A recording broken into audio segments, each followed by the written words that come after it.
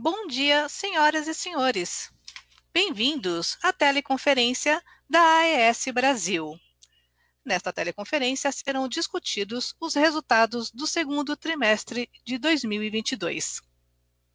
A área de RI da AES Brasil também informa que o release e a apresentação de resultados estão disponíveis no site da companhia por meio do endereço ri.aesbrasil.com.br. Todos os participantes estão conectados apenas como ouvintes. E mais tarde será aberta a sessão de perguntas e respostas, quando serão dadas as instruções para a participação. Caso precisem de ajuda do operador durante a teleconferência, basta teclar *0. Cabe lembrar que esta teleconferência está sendo gravada e também sendo transmitida via webcast, com acesso pelo site de Relações com Investidores da companhia. Em nome da AES Brasil, gostaríamos de esclarecer que quaisquer declarações que venham a ser feitas durante essa teleconferência com relação às perspectivas dos negócios, projeções e metas operacionais e financeiras da companhia são meras previsões baseadas nas expectativas atuais. Tais expectativas podem se alterar em função de variáveis, como condições do mercado, desempenho econômico do país e dos mercados internacionais. A apresentação será conduzida pelos executivos da companhia, que, ao final, estarão à disposição para responder eventuais perguntas. Lembramos que os jornalistas que desejarem fazer perguntas podem fazê-lo por e-mail, enviando-as à assessoria de imprensa da companhia pelo endereço aes.imprensa@aes.com. Agora, eu gostaria de passar a palavra à senhora Clarissa Sadock, CEO da companhia. Por favor, pode prosseguir. Bom dia a todos. Bem-vindos à teleconferência dos resultados do segundo trimestre de 2022 da AES Brasil. Começando pelos destaques, no slide número 2, em relação ao crescimento, tivemos importantes avanços nas construções dos complexos Tucano e Cajuína. Em relação a Tucano, nós tivemos o início da operação comercial dos primeiros 4 aerogeradores. Em relação a Cajuína, nós tivemos as primeiras fundações finalizadas para as turbinas eólicas. Fizemos também, nesse período, nossa primeira venda de créditos de carbono. Nós monetizamos créditos gerados por 2 dos nossos complexos, os complexos eólicos de Mandacaru e Salinas. Sobre a estrutura de capital, nós captamos 950 milhões para Cajuína. Essa captação foi feita através de debêntures de infraestrutura com prazo de 22 anos, que foi o prazo mais longo para projetos de geração já feitos. E com essa captação e os desembolsos do BNB para Tucano, nós elevamos o prazo médio das nossas dívidas total da companhia de 4,3 para 6,3 anos. Nós aprovamos também nesse semestre a distribuição de 53 milhões em dividendos, e esses dividendos se referem ao primeiro semestre do ano, são 100% do lucro líquido ajustado do período. Passando para o próximo slide, eu trago um update sobre o nosso complexo Tucano, no norte da Bahia, que tem 322 mega em construção. Nós entramos na reta final da construção. Hoje o projeto já está com 77% concluído. Todo o trabalho civil já foi feito, isso inclui as 52 fundações e plataformas. Em relação ao trabalho elétrico, também ele já foi todo concluído. Nós temos a subestação pronta, bay de conexão e os 45 quilômetros da linha de transmissão. Com isso, a gente entra agora na reta final com a montagem dos aerogeradores. São 52 aerogeradores, sendo que desses 52, 18 já estão totalmente construídos, completos até a pá, e temos, além dos 18, mais 16 montados até a nacelle. Dos 18 completos, 12 estão sendo comissionados e 4 já estão, inclusive, operando. O projeto está dentro do nosso cronograma esperado. A nossa expectativa de entrada em operação comercial total é até o final desse ano.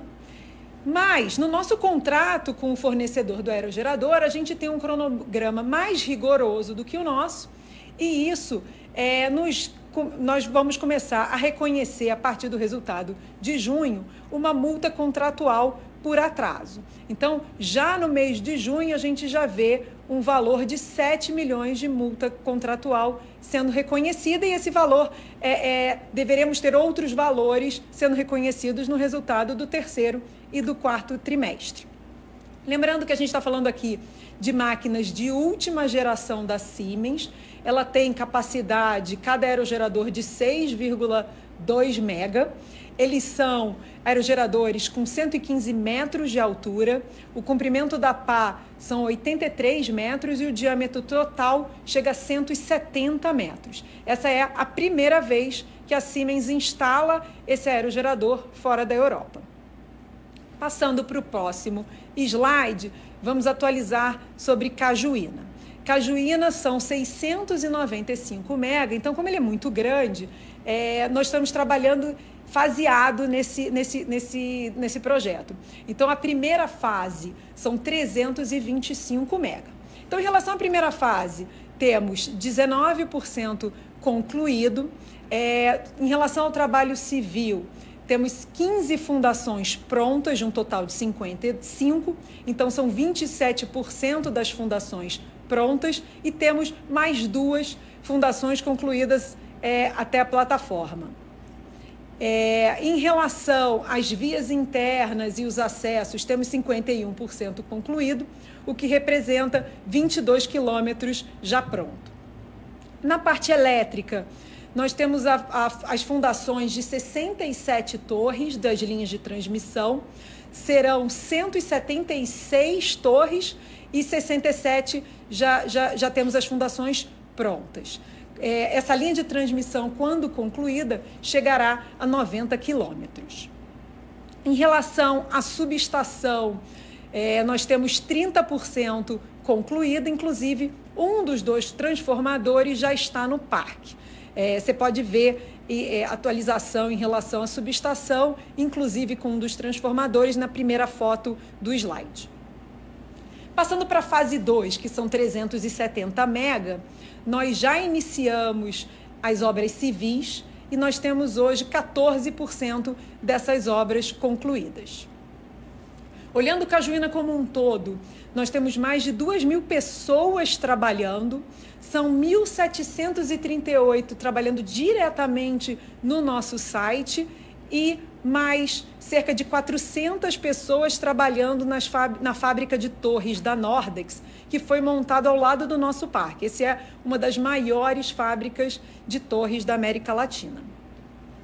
Recentemente, a Nordex certificou um aumento de potência desses aerogeradores, então a gente vinha comunicando que eram aerogeradores de 5,7, mas agora, com essa certificação, podemos afirmar que serão aerogeradores de 5,9 mega cada um.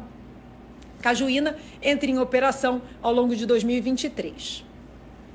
Passando para o próximo slide, eu vou dar um pouco mais de detalhe sobre a venda de créditos de carbono que eu comentei no início da apresentação.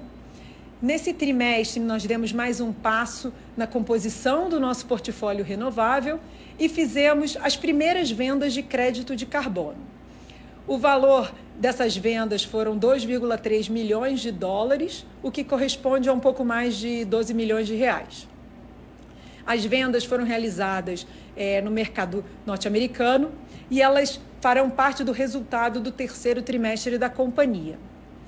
Foram cerca de 500 mil toneladas de CO2 equivalente, e a gente monetizou aqui créditos dos parques de Mandacaru e Salina, e são créditos gerados entre 2015 e 2019.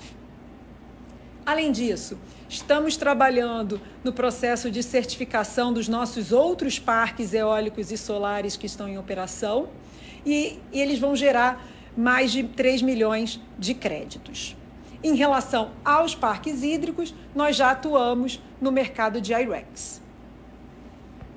Passando agora para o capítulo de mercado de energia, vamos falar agora sobre os recursos naturais que pautam o desempenho dos nossos ativos. No segundo trimestre, tivemos um alto volume de chuva no SIM foi um volume médio de 92%, e ele ocorreu principalmente na região sul, onde houve mais de 200% da média de longo prazo. Com esse alto volume de chuvas, principalmente no sul, junto com os níveis reservatórios que estão bastante acima da média, isso levou a um preço spot de piso para esse trimestre. Olhando já para julho, o PLD sai do piso, que é 55, e aumenta um pouquinho para 70, o que reflete uma hidrologia já mais adversa. Nível de reservatório, como eu mencionei, segue bem acima da média histórica. Então, hoje, a gente está com 67%, e esse nível de reservatório acima da média que tem sido a principal razão dos baixos preços no mercado de curto prazo. Passando para o próximo slide e olhando para os nossos ativos eólicos e solares, a gente percebe uma velocidade de vento abaixo da média histórica dos últimos 10 anos, o que reflete o fenômeno Laninha. Esse fenômeno causa um volume maior de chuvas no norte e nordeste, consequentemente, uma velocidade mais baixa dos ventos. Nós tivemos uma média de ventos no segundo trimestre de 22 de 6,5, comparado a uma média nos últimos 10 anos de 7,7 metros por segundo.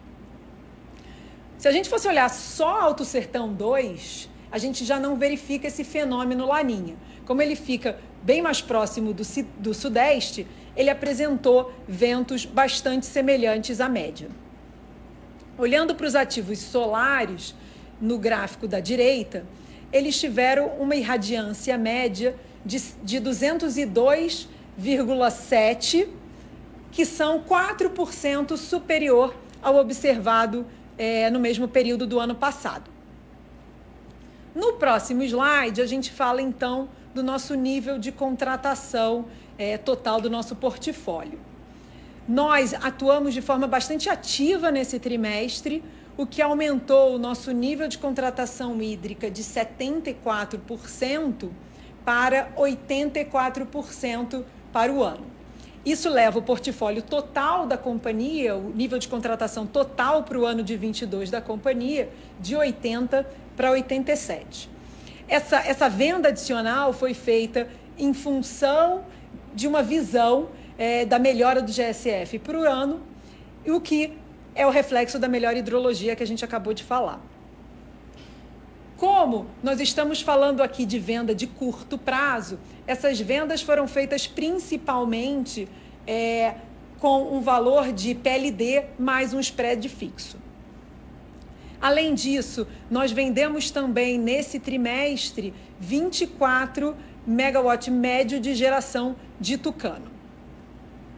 Na parte de baixo do slide, diferente dos trimestres anteriores, a gente está trazendo aqui uma informação de um volume de energia eólica que ele não está no nosso lastro e por isso ele não está no gráfico de cima, mas ele é um volume de geração esperada. Porém, como eu não posso vender antecipado, a gente não colocou no gráfico de cima. Esse é um volume que, uma vez vendido, será valorado a PLD. Eu passo agora a palavra para o Alessandro, para que ele siga com a parte financeira do trimestre. E volto no final. Obrigada. Obrigado, Clarissa. Dando seguimento à apresentação, vamos falar dos resultados financeiros do segundo trimestre de 2022. Iniciando pela margem operacional. A margem operacional no segundo trimestre de 2022 totalizou 354 milhões de reais, em linha com aquilo que apresentamos no segundo de 2021. As principais variações ficaram nos ativos hídricos, 20 milhões de reais positivo, em função principalmente da estratégia de maior alocação da garantia física, que foi feita nesse trimestre. Tivemos os resultados dos ativos solares em linha com o mesmo período do ano anterior, do ano passado. E aqui podemos destacar que a melhora da disponibilidade da irradiância nos projetos conseguiram compensar uma parada programada que tivemos em boa hora para que a subestação fosse entregue à distribuidora local. Os ativos eólicos apresentaram um resultado 25 milhões menor do que o mesmo período do ano passado. E aqui o principal vetor foram os ventos, né, que ficaram abaixo do ano passado, em função do fenômeno El Niño, que foi explicado anteriormente pela Clarissa. E também tivemos um evento pontual de disponibilidade relacionados aos ativos de Mandacaru e Salinas, onde tivemos alguns roubos de cabos, que agora a gente está em contato com a seguradora para a compensação. Aqui a gente está falando perto de 4, 5 milhões de reais potencialmente que podem ser compensados. Bom, olhando do ponto de vista do semestre, a margem ficou 3% acima do mesmo período de 2021, totalizando aí 786 milhões de reais. Passando agora para o slide seguinte, falando dos custos da companhia, tivemos uma evolução de 17,6%, né, nesse trimestre comparado ao mesmo período do ano passado, totalizando 115 milhões de reais. Essa evolução, quando a gente olha, né, no detalhe, os maiores vetores estão relacionados à inflação, né, perto de 12 milhões de reais, o crescimento da nossa base de ativos, né, com a inclusão de Mandacaru e Salinas, outros 5 milhões de reais, os itens que de fato, né, tiveram um aumento de custo, né, que são custos recorrentes, perto de 5 milhões de reais, estão relacionados aos contratos de seguro, em torno de 2,6 milhões, e o aumento das despesas de TI, né, do nosso projeto de modernização e melhoria de sistema, outros 2,2 milhões, enquanto em eventos não recorrentes tivemos um saldo líquido aí de menos 4 milhões, que são aí eventos relacionados à reversão de CLD e crédito de PIS/COFINS de anos anteriores, que aconteceu no segundo tri agora de 22, 13 milhões de reais, e a venda, né, dos ativos de geração distribuída no segundo tri de 21, 10 milhões positivo. Então o net aí perto de 4 milhões de reais. Quando a gente olha a questão, né, no semestre, tínhamos um incremento em termos de custo de 49 milhões, somando aí 246 milhões no semestre. E aqui também o mesmo efeito, né? Os principais efeitos são relacionados à inflação, 21 milhões de reais, e temos outros 11 milhões relacionados aí à manutenção das reclusas, que acontece a cada 2 anos, né? Então não está na base de 2021, e também temos aí 8 milhões de reais relacionados a crescimento. Importante destacar que todos os nossos contratos, né, de venda de energia são reajustados por inflação, né, pelo IPCA. Então, apesar do impacto negativo do ponto de vista de custo, isso mais do que se compensa quando olhamos ali o reajuste futuro das receitas, né? Então, tudo aquilo que a gente tem de custo adicional aqui acaba sendo compensado nas receitas futuras. Bom, falando agora do resultado da companhia, nós reportamos um EBITDA para o segundo trimestre de 22 de 239 milhões de reais e para o primeiro semestre, né, de 2022 de 540 milhões de reais. Esses números representam uma variação negativa perto de 6% daquilo que foi o resultado do mesmo período do ano passado e estão relacionados principalmente à menor incidência dos ventos, né, que nós tivemos no período e já comentamos no slide da margem, e também pelo IPCA que incidiu sobre os nossos custos. Importante destacar que essa variação do IPCA tende a ser compensada com a correção dos PPAs que acontece todo janeiro, né? Então, em janeiro de 23, a gente vai ter, né, a correção do IPCA acumulado até então, compensando essa variação. Bom, com relação ao lucro, né, reportamos aí um número de 9 milhões para o segundo TRI e 80 milhões, né, para o primeiro semestre de 22. Esses números, a variação com relação àquilo que reportamos no ano passado está muito relacionada à variação do EBITDA, que foi parcialmente compensada pelo melhor resultado financeiro, em torno de 10 milhões que tivemos em função do caixa maior esse período, e também pela melhoria nos resultados de equivalência, mais 5 milhões de reais com relação aos números que tivemos no ano passado. Essa equivalência provém, né, dos projetos de Tucano, que apesar de não estarem 100% em operação comercial, já passam a ter um resultado que é basicamente a diferença entre aquilo que foi contratado em termos de cronograma de execução e aquilo que está sendo implantado. Isso quer dizer que nós contratamos um cronograma, né, com o fabricante de instalação do projeto, e qualquer diferença, qualquer variação que venha a acontecer, né, em função de subfornecedores, cadeia de suprimento, a gente acaba sendo compensado numa relação aerogerador por dia, né? Então qualquer atraso não gera impacto no nosso resultado. Também acho que vale destacar que para o segundo semestre não esperamos, não temos nenhuma parada programada relevante dos nossos aerogeradores, né, então dos ativos eólicos. Isso faz com que a gente possa aproveitar melhor a maior incidência de vento que acontece no segundo semestre e também já permite que a gente tenha aí o resultado do que a gente vem fazendo em termos de melhoria dos nossos ativos.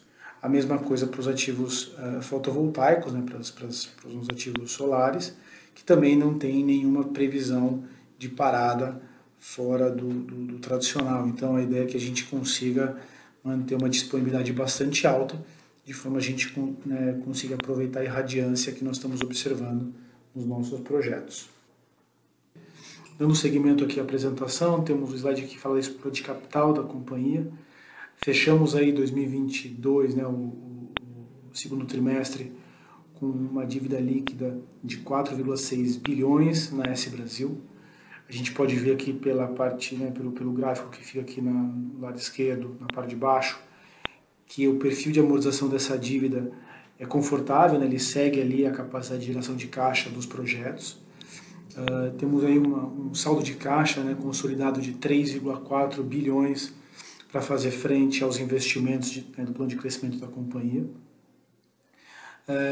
No segundo trimestre, como consequência dos desembolsos que tivemos aí do BNB para o Complexo Tucano, que foram em perto de 330 milhões de reais, e a captação da primeira debênture para o projeto Cajuína, de mais 950 milhões, com prazos aí de 24 e 22 anos, respectivamente.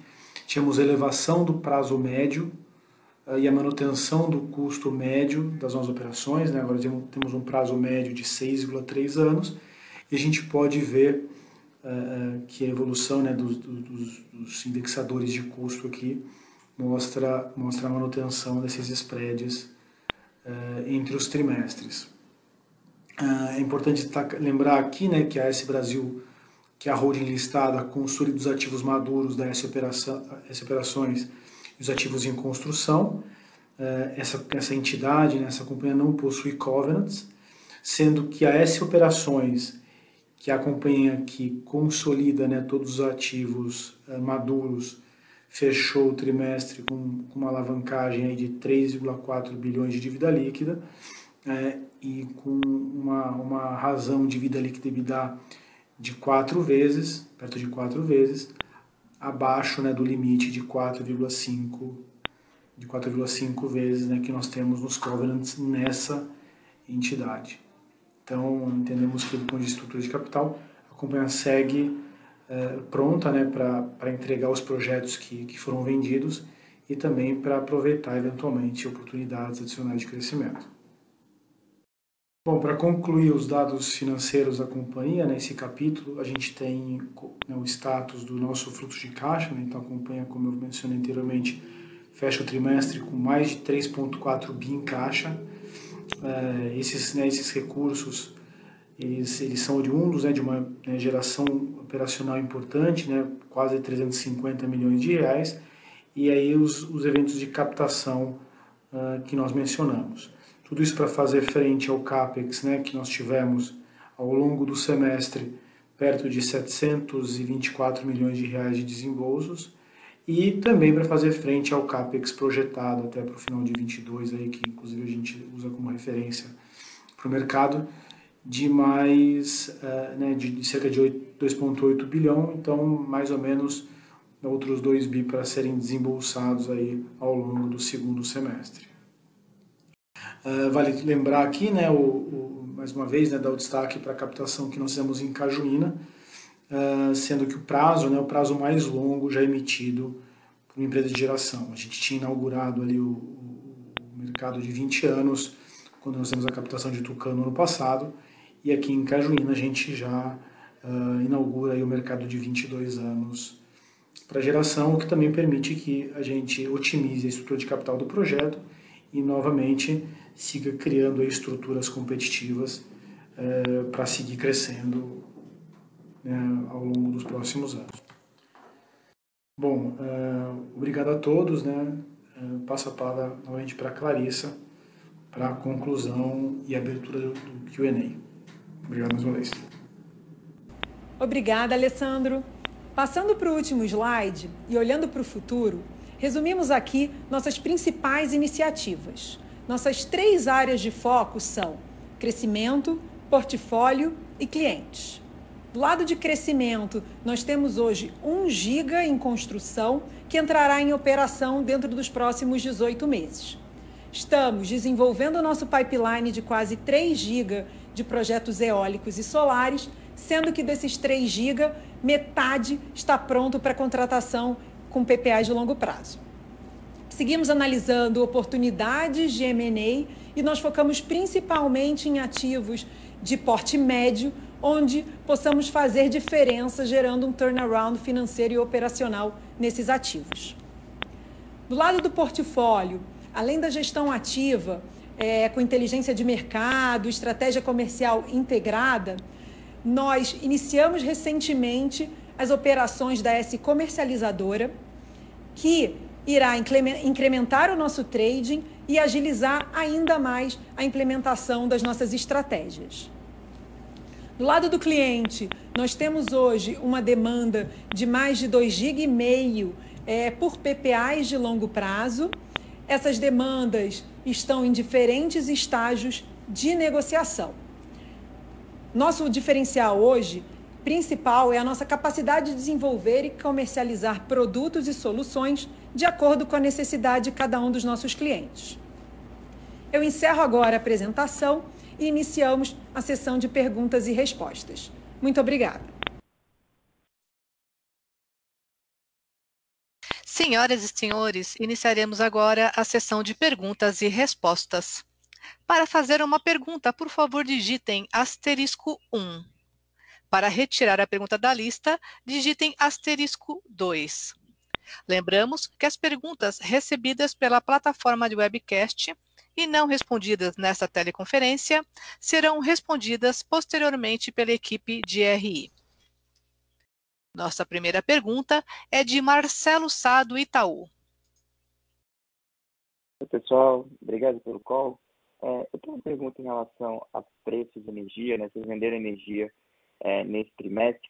Vocês comentassem um pouquinho como é que estão esses PPAs, valor de preço de energia incentivada, e também, se puder também abrir um pouquinho, dado que vocês estão olhando também para o desenvolvimento de novos projetos, né? O que seria CAPEX hoje de solar e CAPEX hoje de eólica? Obrigado. Obrigada, Marcelo.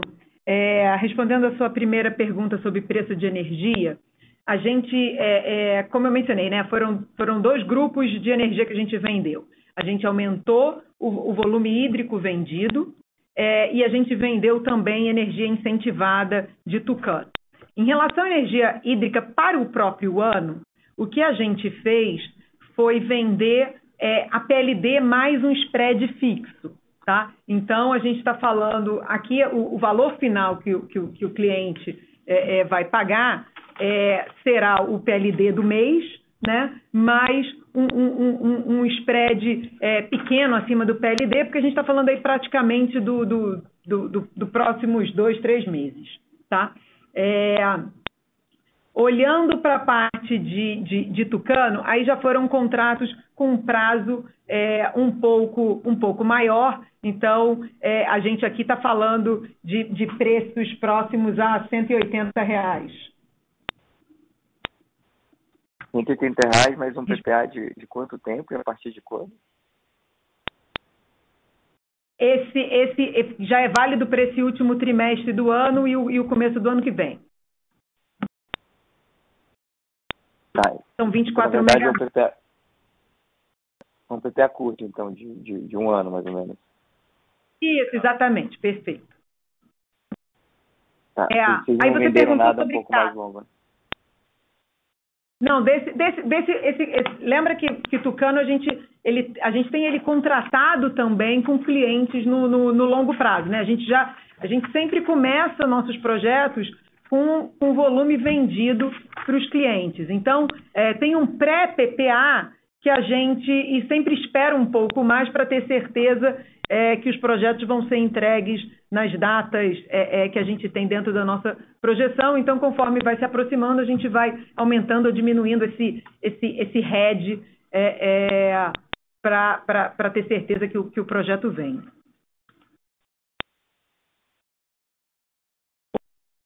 Olhando para o CAPEX, né, que foi a sua segunda pergunta, a gente percebe sem dúvida que 2022 a gente tem um preço de CAPEX bem mais salgado do que o do ano anterior, né? Então a gente já começou o ano com o CAPEX crescendo na ordem de 20-25% comparado ao ano passado, tá?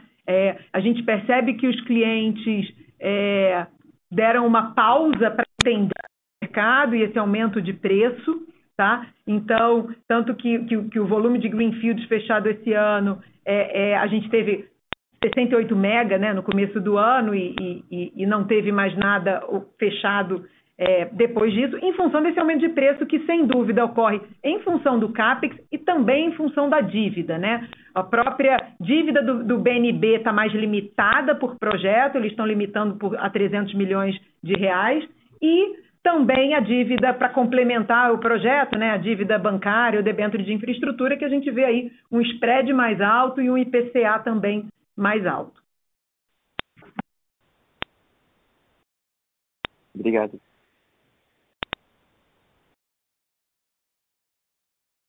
A próxima pergunta é de André Sampaio, do Santander. Bom dia, eu queria fazer uma complementação à pergunta do Marcelo.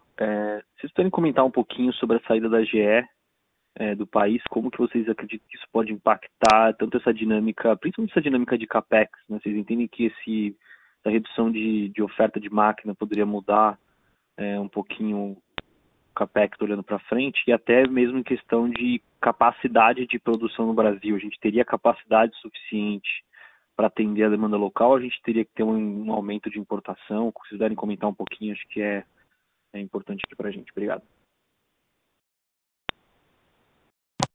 Obrigada, André. Bom, a gente vem trabalhando mais com Nordex e com Siemens, né? A gente não tem nada com a GE já faz algum tempo. Há muito tempo que os preços da GE estão mais salgados do que de vários outros fornecedores. Então, no que diz respeito aos nossos projetos, né, ao nosso 1 giga em construção, isso não tem impacto nenhum. Tá? Olhando para frente, o que a gente percebe é que a gente tem outros fornecedores no país com interesse, inclusive, em crescer suas fábricas, né? Então, eu imagino que, concretizando essa saída da GE, a gente tem os outros fornecedores que há muito tempo vem falando em aumento de suas fábricas, como a própria Nordex, a Vestas, que poderiam facilmente suprir esse gap que pode ocorrer daqui a 3, 4 anos.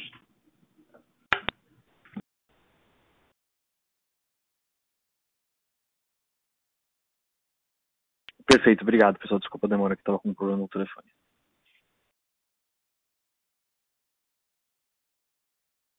Com licença, caso haja alguma pergunta, queiram, por favor, digitar *1.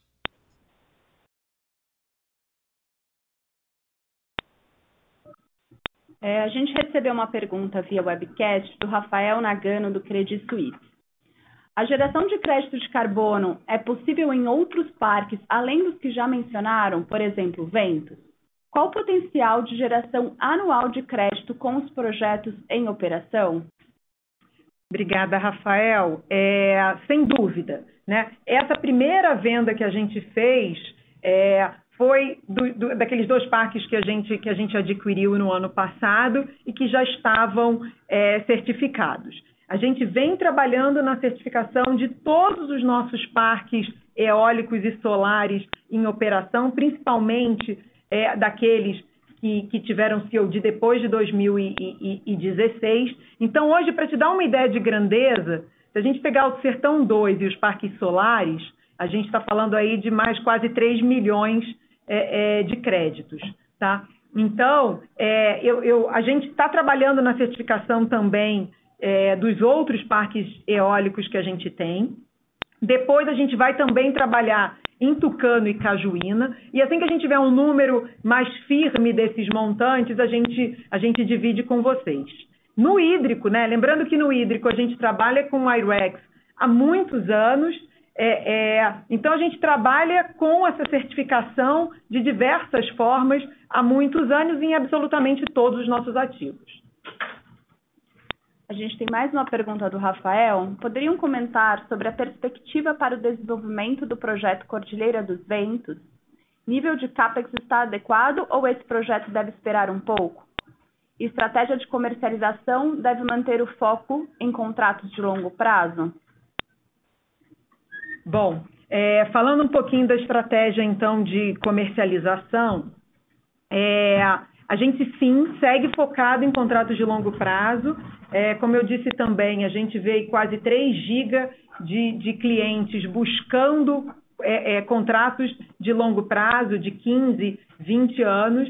Então, esse é o nosso principal foco de expansão via Greenfield, tá? A gente sabe que o varejo é o futuro, que tem um espaço crescente, mas, por enquanto, né, em termos de volume, de impacto financeiro, sem dúvida, os grandes clientes e os contratos de longo prazo é que farão o principal volume na nossa carteira. O que não significa que a gente não esteja se preparando para o varejo, né? A gente segue dando foco na nossa plataforma, no nosso e-commerce e trabalhando o varejo, tanto é que a gente é um dos 3 maiores varejistas do país. Mas esse volume financeiro e resultado vindo do varejo ainda vai levar um tempo para se materializar. Respondendo a sua pergunta em relação à Cordilheira, ela faz parte do nosso projeto de Cajuína, ela agrega megawatts à nossa plataforma de crescimento Greenfield de Cajuína. O Bernardo Sacic, que é o nosso diretor de novos negócios, pode te dar um pouquinho mais de detalhes sobre a Cordilheira. Bernardo, por favor. Bom dia.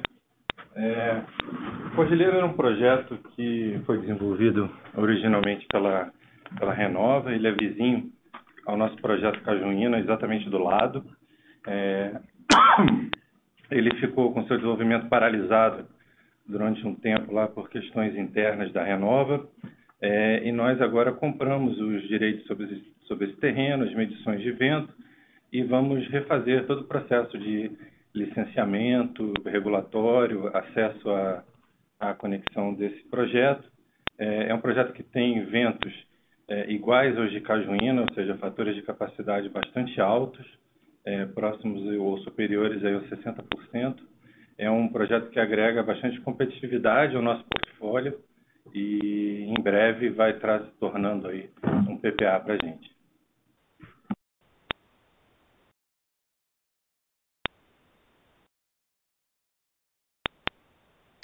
A próxima pergunta é de Daniel Travieski, do Banco Safra.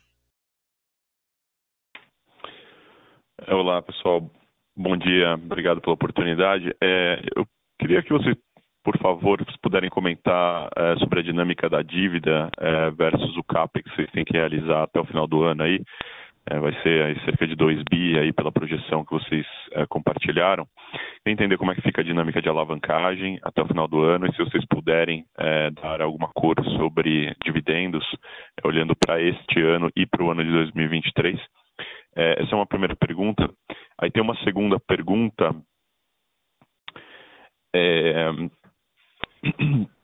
Acho que essa é a primeira pergunta, depois eu faço uma segunda, se possível. Obrigado. Obrigada, Daniel. É isso mesmo, né? Como você falou, a gente tem um CAPEX agora para esse segundo semestre de 2 bilhões, que a tesouraria já vem trabalhando no financiamento desse CAPEX com bastante tempo, né? Isso faz parte dos nossos projetos, principalmente Cajuína, mas também a reta final de Tucano. Lembra que a gente tem uma estrutura, né, de societária, onde a gente tem essa operação com os ativos hídricos e em operação, e a gente tem uma empresa irmã, várias empresinhas irmãs fazendo esse desenvolvimento Greenfield, né? Todas são consolidadas na empresa listada, que é a S Brasil. Então, isso dá muita flexibilidade para a gente no que diz respeito à alavancagem dos projetos. A gente consegue aí puxar essa alavancagem para os melhores patamares possíveis, né? Então, a gente, Tucano, por exemplo, está alavancando quase 80% desse projeto a nível das SPEs. Tudo isso faz com que a nossa capacidade de pagar dividendos seja mais flexível, né? Porque a gente consegue otimizar a nossa alavancagem, tá? Então, a gente acaba de declarar o pagamento do dividendo do primeiro semestre. Esse a gente está distribuindo 100% do resultado do primeiro semestre, e a gente está bastante confortável com esse montante, até porque a expectativa de resultado do segundo semestre cobre esse pagamento também, tá? Olhando para 2023, o que a gente vê? A gente vê um EBITDA para 2023 substancialmente superior ao EBITDA de 2022, por 2 principais motivos, né? O primeiro motivo é o próprio EBITDA, que ele vem muito mais forte em 23, uma vez que aquelas compras de energia que a gente fez em 21 e 22, eles deixam de existir, né? A gente passa naturalmente a um outro patamar do resultado hídrico. Olhando para o eólico e solar, também existe um crescimento relevante que ocorre em função da entrada em operação de Tucano e de Cajuína. Tudo isso faz com que a alavancagem da companhia caia numa velocidade bastante acentuada já para o ano que vem. Obviamente, vamos estar sempre acompanhando nossas necessidades futuras de caixa versus a nossa capacidade de pagamento.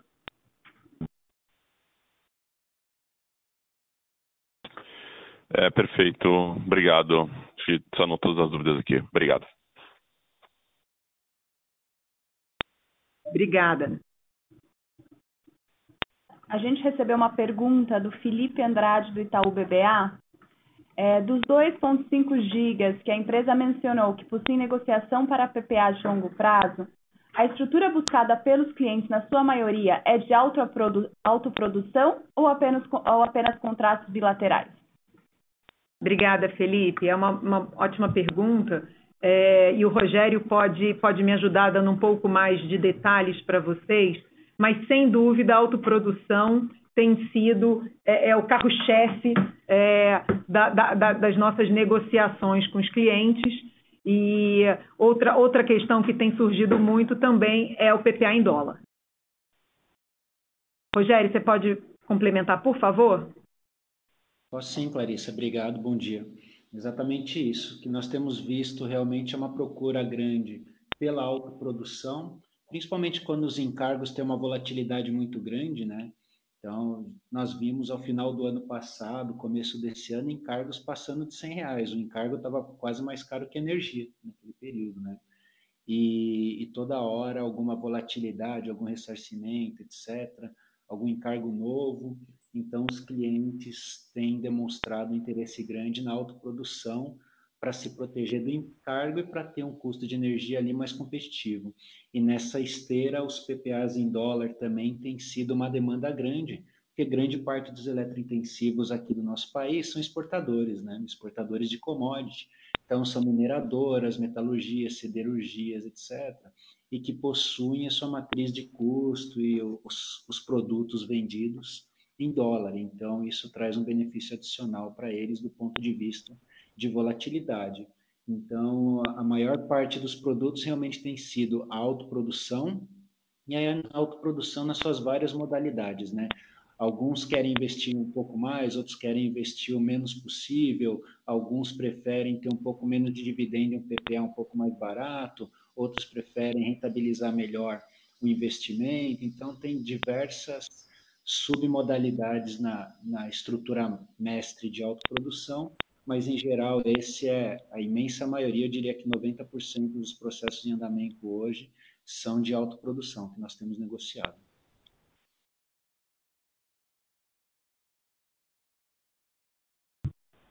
A gente recebeu mais uma pergunta da Lívia, do Banco Safra.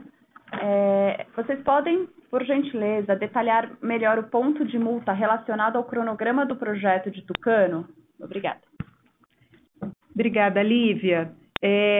Como que funciona o nosso contrato com a Siemens, né? A gente tem um cronograma esperado da entrega de cada um dos aerogeradores, dos 52 aerogeradores, tá?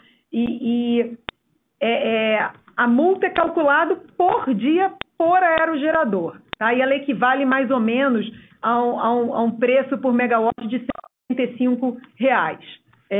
A gente, internamente, sempre trabalhou com um cronograma mais dilatado do que o cronograma da Siemens, para ter certeza, né, que nossos PPAs e nosso retorno estava garantido, independente de algum atraso, que muitas vezes acontece, principalmente numa máquina como essa, que é um protótipo. Mas o fato é que a gente tem uma segunda cobertura, que é a multa. Então, essa multa a gente começa a reconhecer nesse segundo trimestre, que foram os 7 milhões, é um pedacinho pequeno ainda, e no terceiro e no quarto tri, aí sim a gente vai ver um volume um pouco mais relevante, até que cada um dos aerogeradores entre em operação.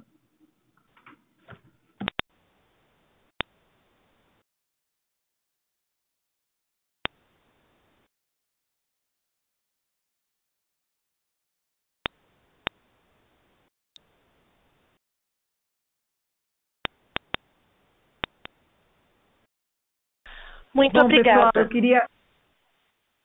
Com isso, passo a palavra à senhora Clarissa. Por favor, pode prosseguir. Bom, muito obrigada. Bom dia a todos mais uma vez. A gente está aqui à disposição para responder qualquer outra pergunta no nosso time de relação com o investidor e nos falamos novamente no terceiro trimestre. Obrigada. A audioconferência da AES Brasil está encerrada. Muito obrigada pela participação. Um bom dia.